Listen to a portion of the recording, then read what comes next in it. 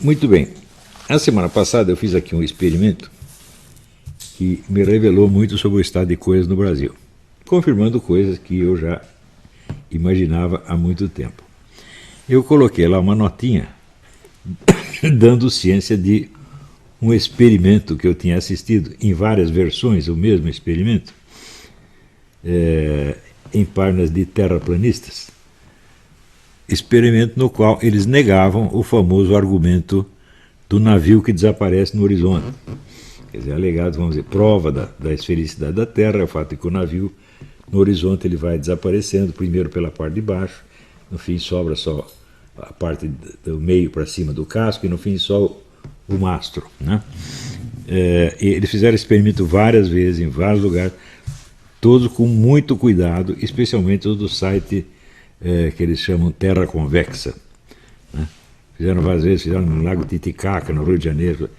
E o fato é o seguinte, o navio desaparece por efeito de refração, mas com um telescópio você consegue ainda observar que ele está lá, tá certo? E alegar a refração é o contrário, a refração faz desaparecer a parte de baixo. A parte de baixo aparece até em estrada, quando você está vendo o carro longe, some os pneus, depois some metade. Né? O sujeito fez também um experimento, ele andando num corredor, o sapato dele vai desaparecendo, e assim por diante, quer dizer, a coisa vai desaparecendo de baixo para cima. Lógico que isso aí é só um dos inumeráveis argumentos que pode ser posto em discussão. Né?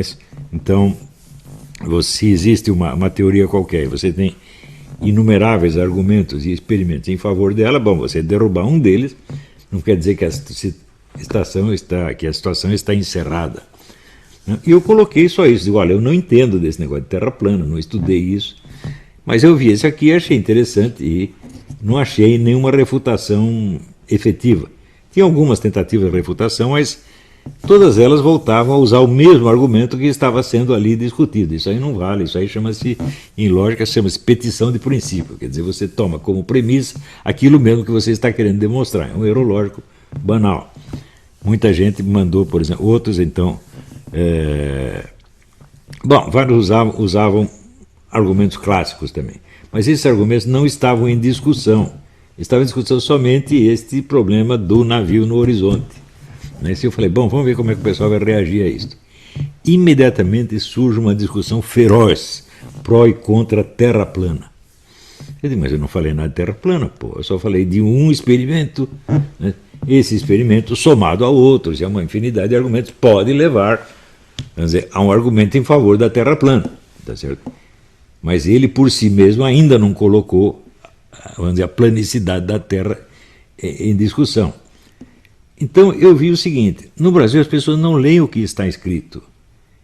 Isso já dizia o Cláudio Moura Castro, que tinha excelente coluna sobre educação na Veja, e o brasileiro não lê o que está escrito, ele lê aquilo que ele imagina que, no fundo, o autor quis dizer. E aparecia vários caras lá assim dizendo, não, confessa logo que você é terraplanista. Eu disse, mas como que eu vou confessar? Eu não sei se eu sou terraplanista, eu não sei nada a respeito desse assunto. Eu sou total ignorante nisso aqui, eu apenas vi uns vídeos e achei que esses vídeos, no tocante a este ponto do navio que desaparece no horizonte, estava certo e ninguém tinha refutado.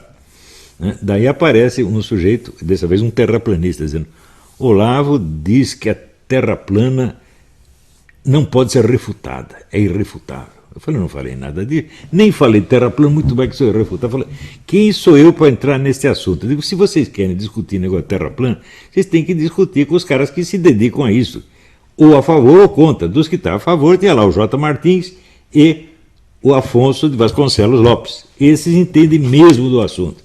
E olha, discutir com eles não é fácil.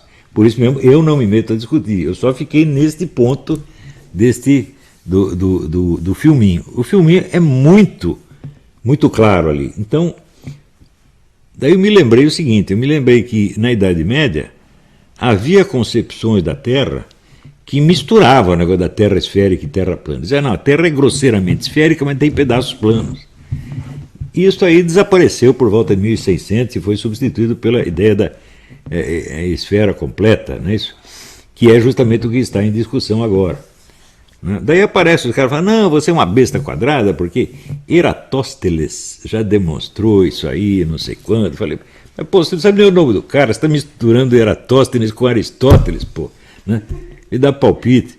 Daí aparece aquela besta do Felipe Feto, né? Dizendo, olha aqui a refutação, seu asno. E põe aquela foto da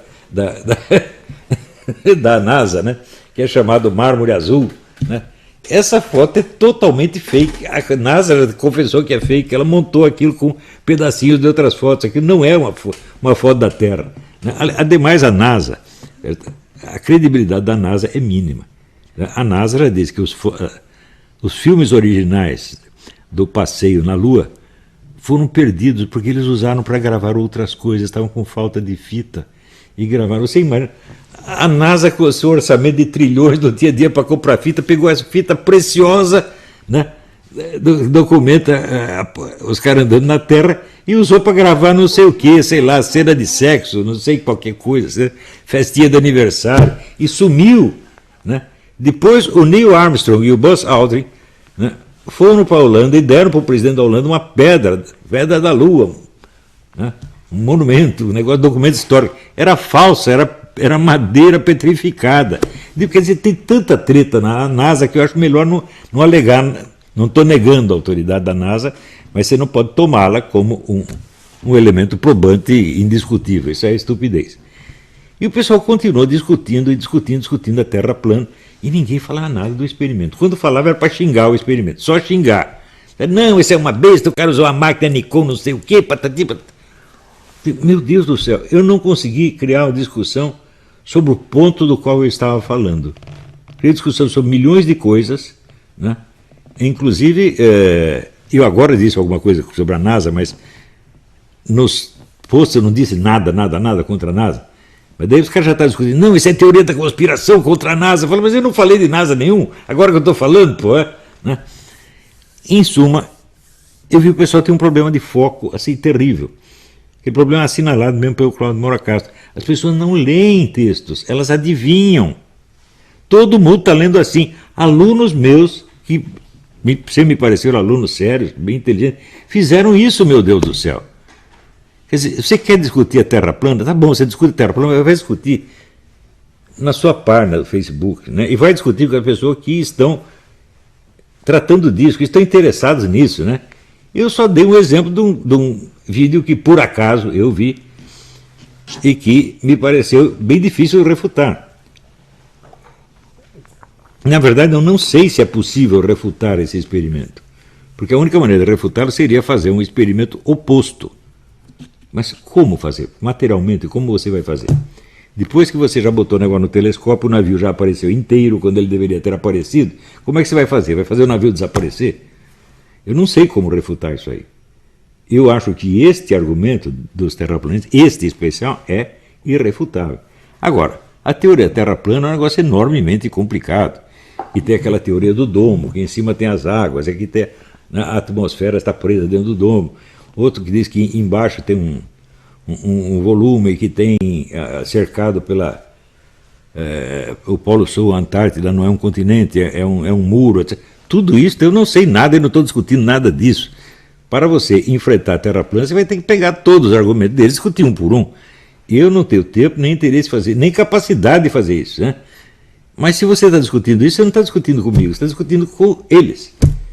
Agora, você não vai discutir com o Afonso, porque você vai se ferrar. Porque ele sabe muito mais geofísica e astronomia do que todos esses juntos. Né? Tem um rapaz que eu gosto até muito, ele diz o argumento dele.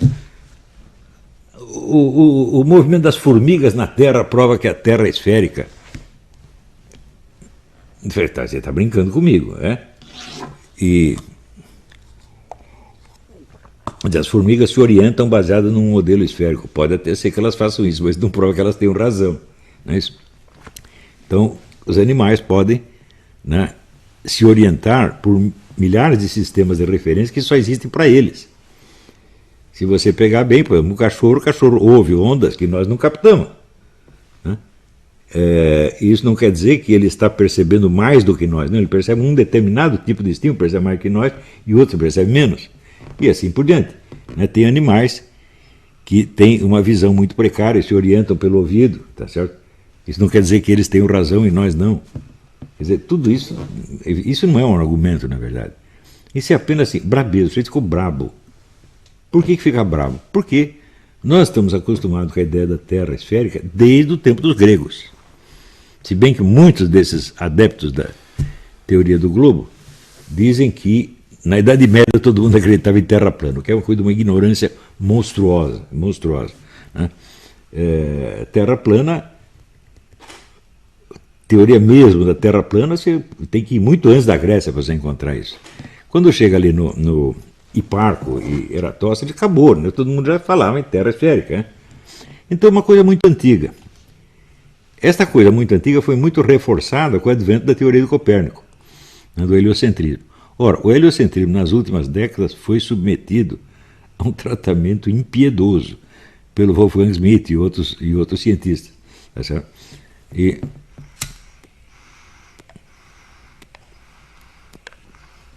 Então, evidentemente, se você adere à ideia da Terra plana, você vai também ficar contra o heliocentrismo, porque essa Terra plana só é concebível como estática. Então você tem uma Terra plana estática e tudo está girando em volta. Bom, este problema é infinitamente complicado e está muito acima da minha capacidade. Eu precisaria, se eu dedicasse pelo menos 2 anos da minha vida para isso, talvez eu tivesse uma conclusão.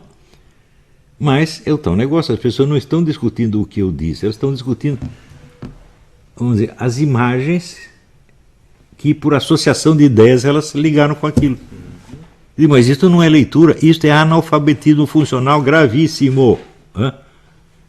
Quer dizer, você não tem a apreensão do sentido específico do que está escrito. Você só pega coisas parecidas, análogas, às vezes longínquamente análogas. Ora, eu vejo que no Brasil, tudo que se escreve a meu respeito, na mídia, é tudo assim. A gente não vê o que eu disse e o que eu fiz. Ele associa com alguma coisa. E essa coisa para ele é a realidade. Loucura, loucura mesmo. Baseada assim, em pessoas que não lê o que está escrito. Lê aquilo que se passa na imaginação dela, né? Quando ela lê aquelas coisas. Passa uma série de imagens e ela acredita nessa imagem. E agora, com o negócio da Terra plana, não falei nada de Terra plana. A expressão Terra plana nem apareceu. Eu disse, olha, eu vi esse experimento que mostra as águas planas, as planicidade da superfície da água. E pronto, virei não apenas um terraplanista, mas virei o chefe da escola terraplanista no Brasil. E está um monte de gente escrevendo sobre isso na mídia. Mas que são loucos mesmo, né? Agora, os meus livros esses caras não leem, nem têm capacidade. Né? Daí,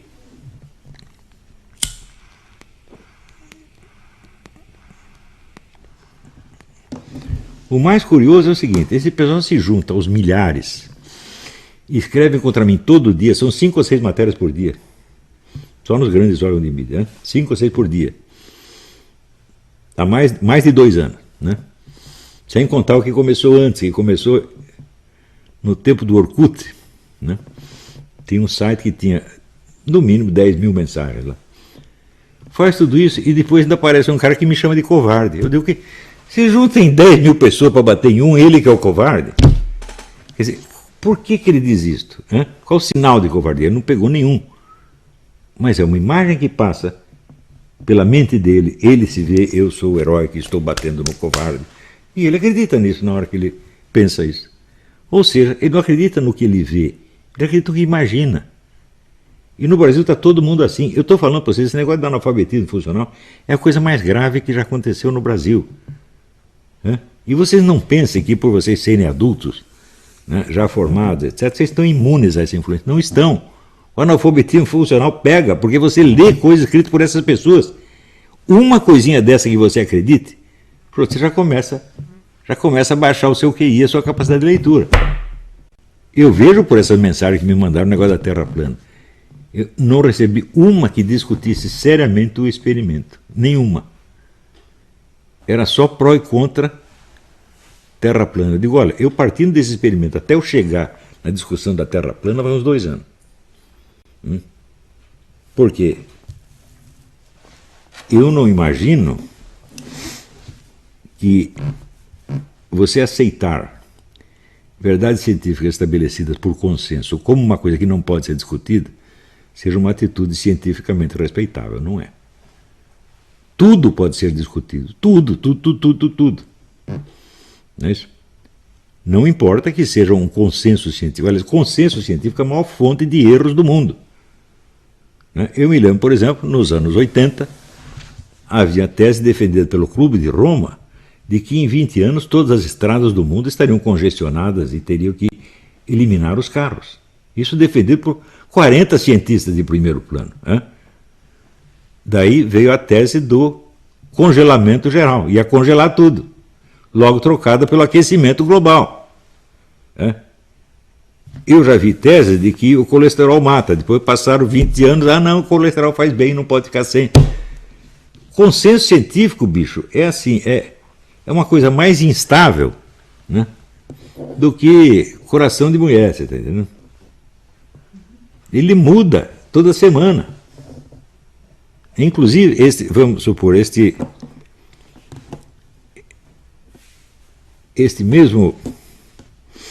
nesta mesma questão,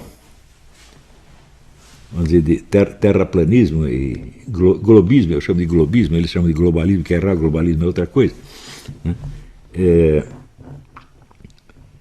Esse consenso já mudou inúmeras vezes. Não há uma teoria científica que seja unânime na ciência, nenhuma. Por exemplo, todo mundo... se você pegar, por exemplo, os cálculos que Newton fez da gravidade, você considera que é um cálculo de demonstração canônica, o cálculo está certíssimo. Só que é o seguinte, quando você vai estudar um negócio direito, Newton confessava que ele não sabia o que era a gravidade. Então foi apenas um fenômeno que ele mediu. E não dá para você saber realmente se existe aquilo, ou se é o peso dos objetos que os puxa para baixo. É algo que o atrai ou é ele que se empurra? Até hoje isso está em discussão. Né? Uma coisa que ninguém duvida que existe a gravidade. Nossa, quer dizer, ninguém duvida que as coisas que você solta no ar caem. A explicação científica por trás disso pode dar ainda discussão por milênios. Né? Lei da relatividade. Um dia eu disse assim, o Einstein criou a teoria da relatividade para se livrar das consequências geocêntricas do experimento de Michelson e Morley.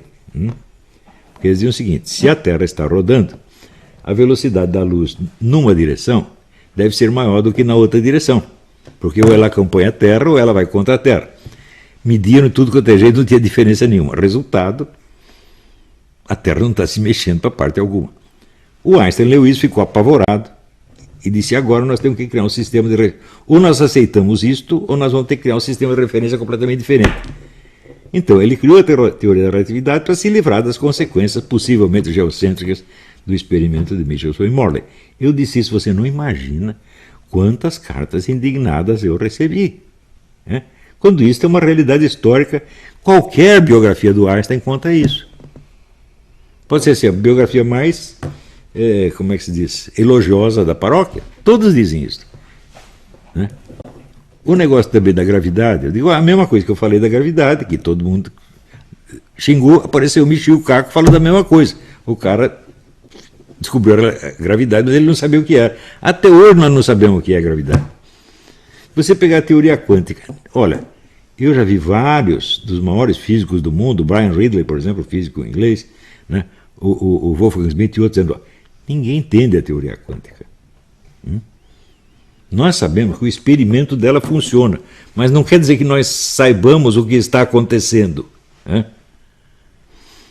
Então, como é que você vem dizer que o consenso científico é uma autoridade? A autoridade da ciência é incompatível com a própria natureza da ciência.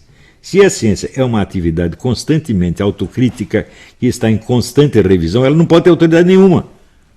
Ela tem que reconhecer que o que ela diz pode ser desmentido amanhã, e, portanto, ela não pode impor nada como autoridade. Isso quer dizer que há um conflito, uma contradição entre o exercício da ciência e o ensino da ciência. Eu comecei a me interessar por isto no tempo que eu trabalhava em revistas de educação, aquelas malditas revistas da Fundação Vitor Chivita, que era a Nova Escola e a Sala de Aula. Eu falo, olha, esse pessoal tenta manter o ensino fazer com que o ensino acompanhe o estado das pesquisas. Eu digo que isso é absolutamente impossível. Porque o garoto que está na segunda série do ginásio, hoje seria o quê? Sexta série, sétima série, né? Ele não tem condição de acompanhar a pesquisa de ponta. Porque ele não tem nem sequer a matemática suficiente para isto. Como é que eu sei disso? Ora, eu li naquele livro, O Sonho de Descartes, que, em geral, os chefes de departamento nas faculdades de matemática não entendem as propostas de pesquisa dos seus próprios subordinados. Então eles aprovam ou desaprovam assim, no escuro. Às vezes, para ele entender aquela proposta, ele precisaria estudar meses, né? Então isso quer dizer, por um lado, que a matemática já está 200 anos avançada em relação à física que a utiliza. Essa é a primeira coisa. Em segundo lugar, a própria física, a própria matemática que é utilizada nas ciências ultrapassa a capacidade de um aluno de ginásio. Senão não haveria faculdade de matemática, meu Deus do céu. Então, se você não é capaz de acompanhar a matemática que é usada numa determinada pesquisa, você não vai entender aquela pesquisa direito. Eu sei, porque durante anos eu tinha esse problema, eu sou péssimo de matemática. Para compensar, eu tenho um irmão que é um gênio matemático, né? Deus escreve direito por linhas tortas. Então, tudo que eu não entendia, eu pedia para ele me explicava, né? Mas nem todo mundo tem um irmão desse em casa, né? Então, tem gente que está aí usando como argumento a autoridade do consenso científico, sem poder ter sequer o domínio matemático do assunto que ele está discutindo. Então, o que custa confessar? Eu não tenho conhecimento, não tenho treino matemático para entender isso aqui.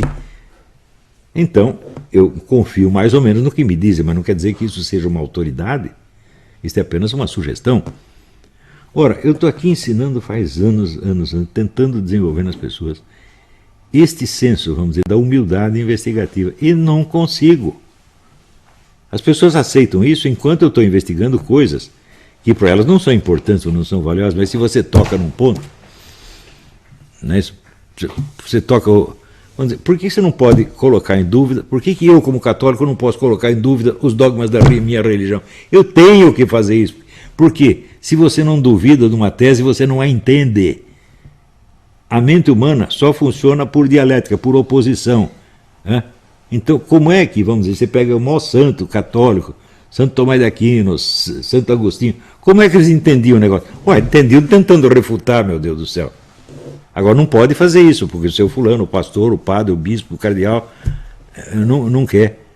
Ou porque você fica com medo daquilo, né? Ora, a dúvida faz parte inerentemente da dialética da fé, né?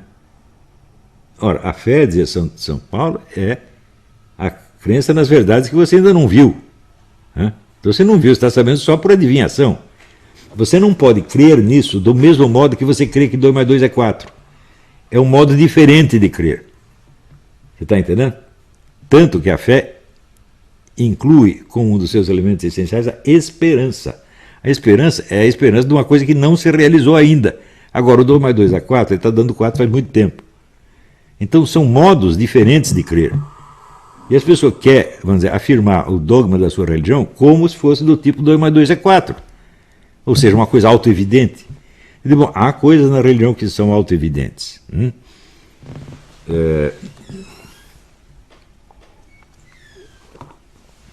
Por exemplo, que Deus é infinito e onipotente. Claro, se ele não for infinito e onipotente, ele não é Deus, foi só parte da própria definição. Mas tem coisas que não são autoevidentes. As promessas de Jesus não são autoevidentes.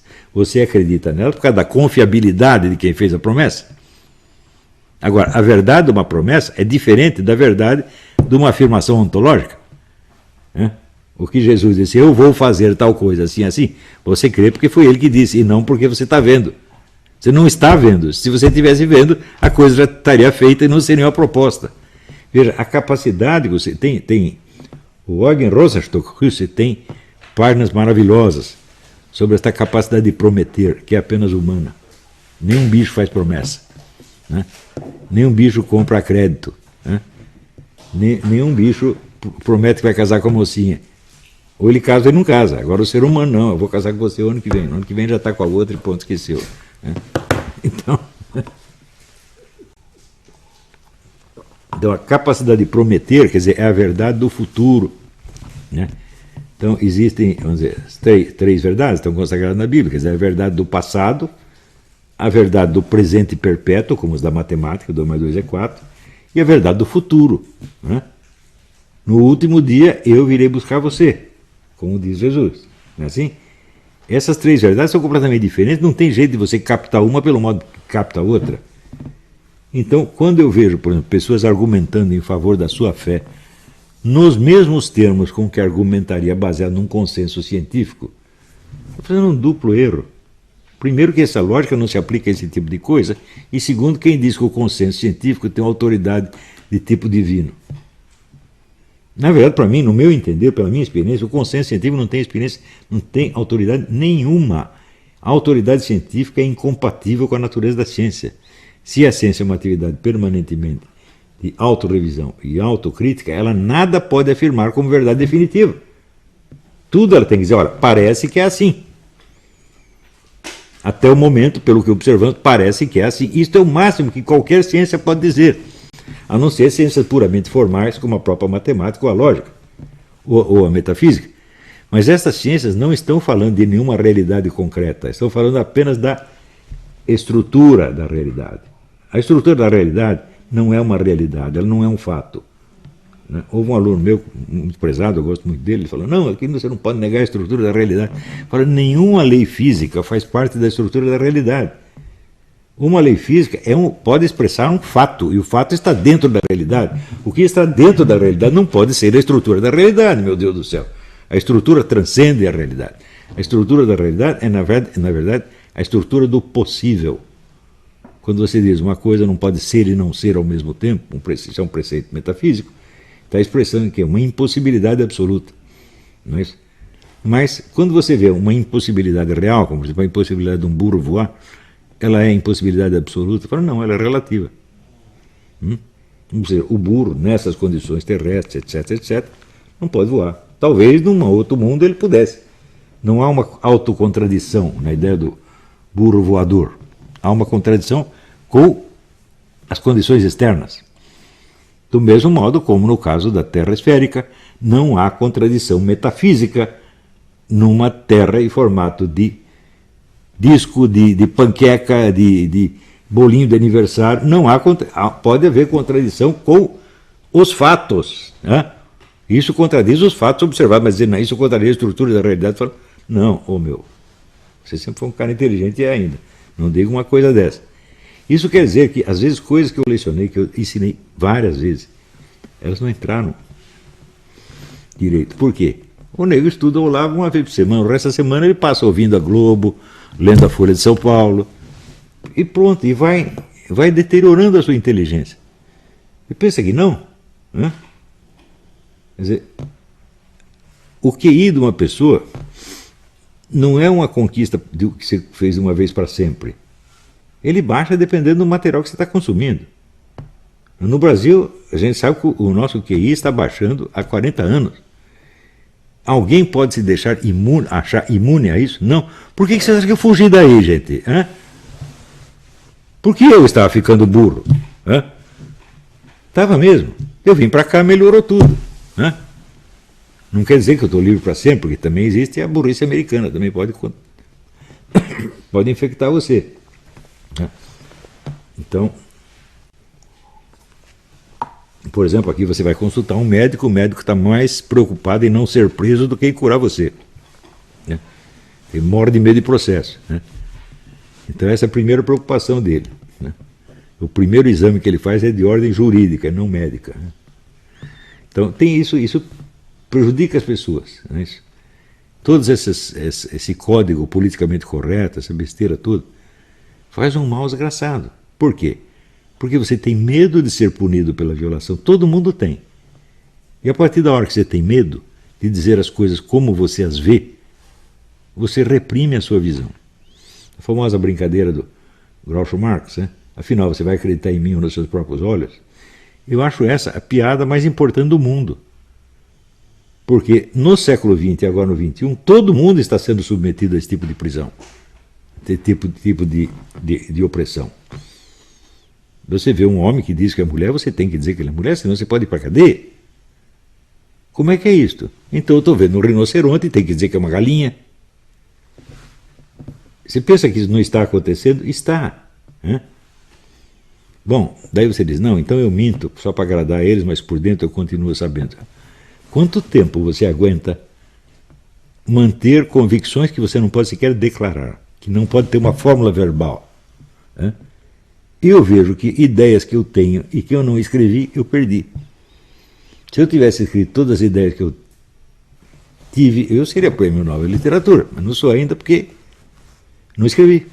Tem muitos livros geniais do Olavo de Carvalho que só existiram aqui, não existem mais. E você acha que você consegue manter essas crenças profundas, né? Sem poder escrever, sem poder falar, sem poder discutir com ninguém? Não, elas mudam. O que eles te impedem de dizer, você acaba esquecendo. E às vezes não é uma proibição formal. É pior ainda, proibição tácita. E você acha que vai pegar mal. Então, por isso é que eu sempre disse para vocês, é importante você só ter amizade com pessoas que estão buscando a verdade. Você se livre dos outros amigos. Uma vez um aluno meu que eu gostava muito disse, se eu continuar estudando aqui, daí minha namorada não vai mais me chamar de meu fofinho. Eu disse, manda essa prostituta embora, rapaz, arruma outra melhor. Quer dizer, você para conservar amizades que não prestam, você sacrifica coisas preciosas de você. Eu quero ver no juízo final você pedir ajuda para esses caras. Vai pedir para sua fofinha. Também, a coisa que acontece que cada vez me espantam mais, e o que mais me espanta é ver que as pessoas não se espantam com aquilo. Por exemplo, quando o número de homicídios anual no Brasil chegou a 70 mil, que dá 3 guerras do Iraque em tempo de paz, e o pessoal está discutindo corrupção, o nosso dinheiro, roubaram o nosso dinheiro. Falei, se dando dinheiro, pô. O dinheiro vale tanto mais que a vida humana assim? Daí agora fizeram lá um acordo com a China, com a Huawei, que é a empresa que já foi expulsa dos Estados Unidos e da Polônia, empresa criminosa, empresa ligada ao serviço de inteligência chinês, e vão entregar as identidades de todos os brasileiros para a Huawei, ou seja, para o serviço secreto chinês. O serviço secreto chinês vai ter controle total do que se passa no Brasil. Ou seja, vendemos o Brasil. Para quem? Para um governo genocida, assassino de cristãos. Você acha que é lícito um povo, para ele se livrar dos seus apertos financeiros, ele começar a ajudar um regime assassino? Lembre-se, os caras que pensavam assim antes da guerra e comerciaram com a Alemanha, foram todos considerados criminosos de guerra. Ou seja, a sua dureza, a sua falta de dinheiro, não justifica moralmente que você se alie com essas pessoas. No Brasil tem alguém tentando examinar a coisa por esse lado? A moralidade desses acordos? Ninguém discute, só discute se é vantajoso financeiramente ou não. Ou seja, estão transformando o Brasil numa quadrilha de assassinos. Porque se é lícito o povo, para se livrar do aperto, ajudar um governo genocida, então é lícito eu, por exemplo, se eu tiver com apoio, com problemas financeiros, eu resolver a minha situação me aliando a um assassino. O assassino me dá um dinheiro para eu fazer um favor para ele, eu aceito. Então, isso é cumplicidade com o homicídio. E pior ainda, com matança de cristãos em massa. Ninguém está discutindo isso. Agora os caras discutem qualquer coisa.